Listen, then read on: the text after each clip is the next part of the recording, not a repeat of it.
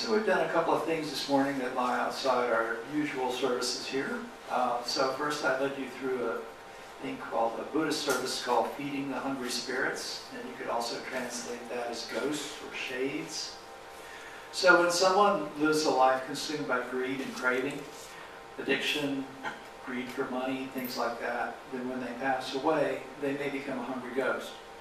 And these are spirits who live in a special kind of a hell realm. Their bellies are cavernous, but they have tiny mouths so they can never eat enough to get full.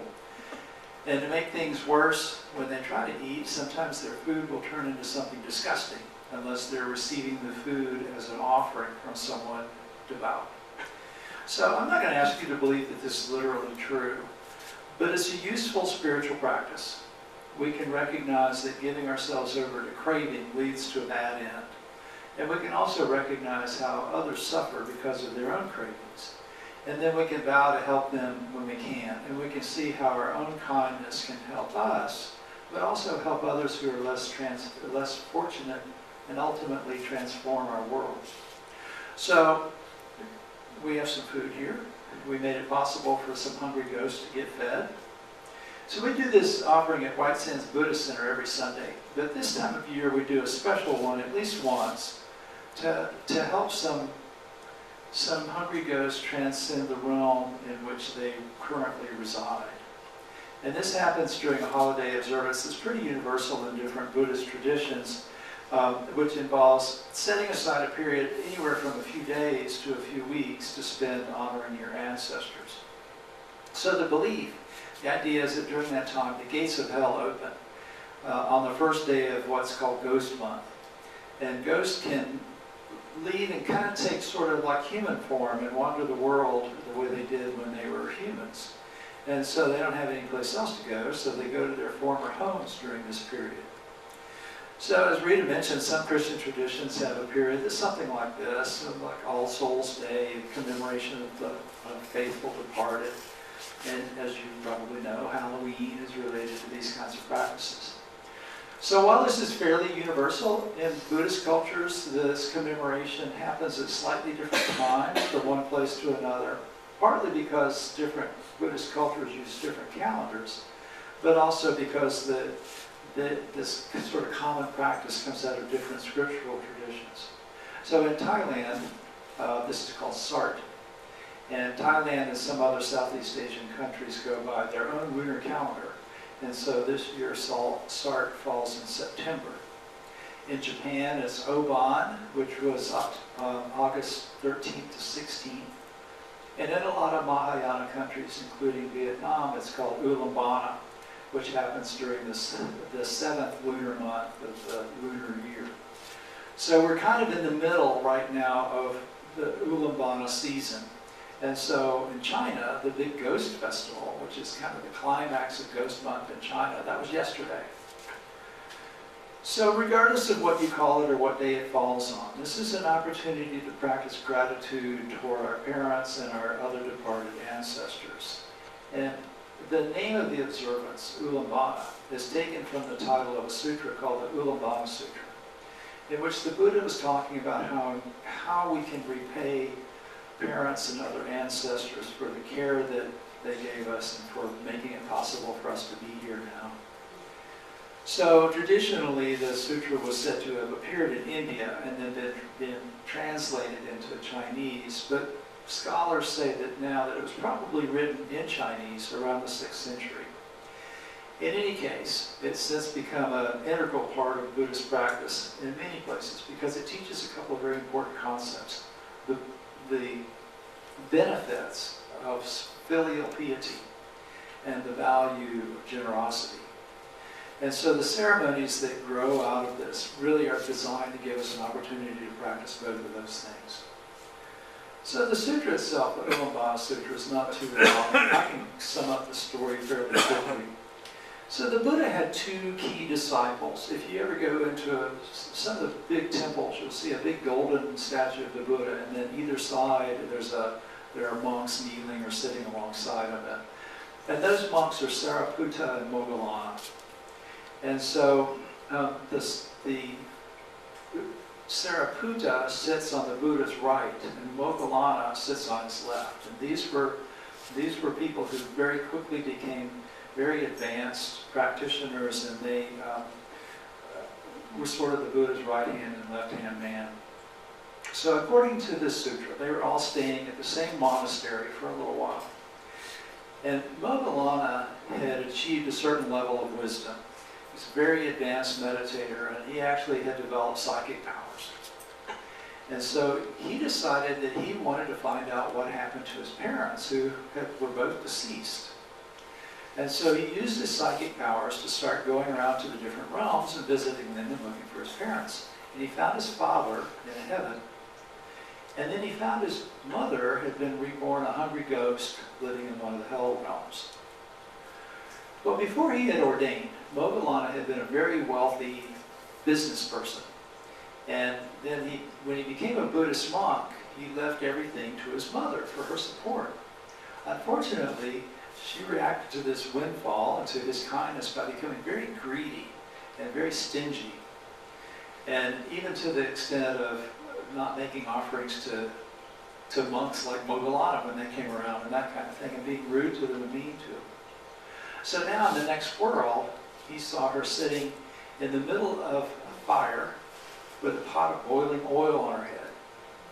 And she was skin and bones because she didn't have anything to eat or drink. And so he felt really sorry for her, so he prepared a bowl of rice and things like that and took them to her. Well, she took the bowl and she scraped up a fistful of food and tried to put it into her mouth, but before it could enter her mouth, it turned into hot burning coals. But Moggallana was just overwhelmed by sadness about this. And so he went to the Buddha and he said, "What can I do? Is there anything I can do to help her?" So the Buddha said, "Well, your mother's offenses were very deep and very firmly rooted." And he said, "Even though your filial devotion and your cries of grief for her resound through heaven and earth, and all the heavenly beings hear them, that's not enough to help her." And he said, "The awesome spiritual power of the assembled Sangha, the Buddhist monks, known as the lay supporters, of all the 10 directions, is going to be necessary for her liberation." So when the Buddha was alive, when the rainy season would approach, the monks would find out where the Buddha was living. And so wherever he was, whatever monastery he was staying at, they would all go and find him. And the ones who couldn't get there would assemble in other monasteries elsewhere. So they'd all be practicing together very diligently for a period of a few months during the rainy season, so they weren't tromping around in the rice fields while the farmers were trying to get the rice to grow, things like that.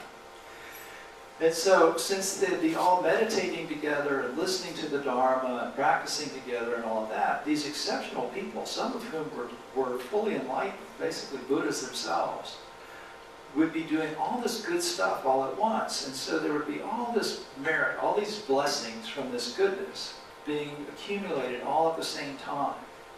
And so the Buddha said, this would be the time that you could help your mother. And he said, wait till the 15th day of the 7th lunar month, when all of those saints will be practicing, and then make an offer to all of your ancestors. He said, for the sake of 7 generations of ancestors, your current parents and those in distress, you should gather food from the 100 flavors and 5 kinds of fruit. How many kinds of fruit are there? At least 5. At least 5. Basins for washing and rinsing, incense, oil lamps and candles, mattresses and bedding, and take the sweetest, prettiest things in the world, place them in a bowl, and offer it to those assembled, those of great virtue in the 10 directions. And then he went on to explain the process of doing this. And he said that Moggallana's ancestors, including his mother, would then be able to move about, eat, and dress themselves as if they were humans freed from life as ghosts. So when that day came, the Buddha commanded the assembled monks to recite mantras and vows for the sake of the donors' families, going back 7 generations. And after they all practiced meditation, the monks accepted the food, and at that instant, Moggallana's mother attained liberation and was no longer a hungry ghost. So, as you can imagine, he's very happy about that. And so then he said to the Buddha, can other people do this too? It would be nice if other Buddhist followers could do the same thing. And so the Buddha was very pleased with this question. And he said that if monks and lay followers make offerings like this at that time of year on behalf of their ancestors, then their parents would live long, happy lives. And their departed ancestors, going back 7 generations, would transcend any existence as hungry ghosts and be reborn among deities. And this is the passage I like best. He said, those disciples of the Buddha who practice filial devotion must in every moment of consciousness maintain the thought of their parents, including 7 generations of ancestors. So this is really a key part of the practice, recognizing the importance of seeing the benefit that you've received from your ancestors. And that sounds like a big commitment, keeping our parents and ancestors in mind. But we can set aside a little bit of time every year just to be grateful to them because we owe them this debt. So the Pali word for gratitude, the word that the Buddha would use, literally means knowing what has been done. So not only are our parents responsible for our lives, but when we look at what's been done by them on our behalf, it's pretty amazing. I love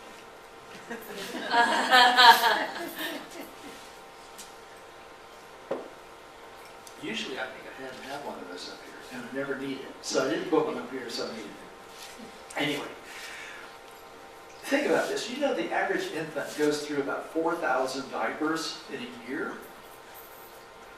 So somebody, most likely one of your parents, changed more than 4,000 of your dirty diapers in the first year of your life. Think about what that amounts to. And then you think about how many meals your parents provided for you over the course of your life. I figured this out once and I thought it was probably about 20,000. So if a friend offered to take you to lunch 20,000 times, you'd think that was a pretty good friend.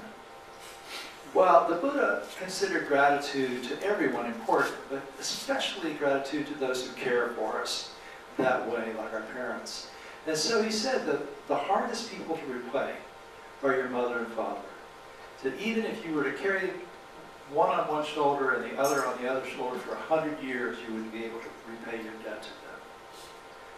But being grateful to your ancestors goes beyond your parents. For your parents to be there for you, they had parents that cared for them.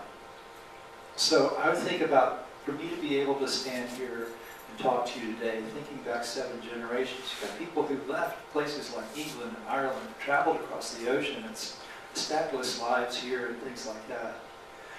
So on a day like today, when you're thinking about feeding hungry ghosts or lighting candles for ancestors, you can think about these things.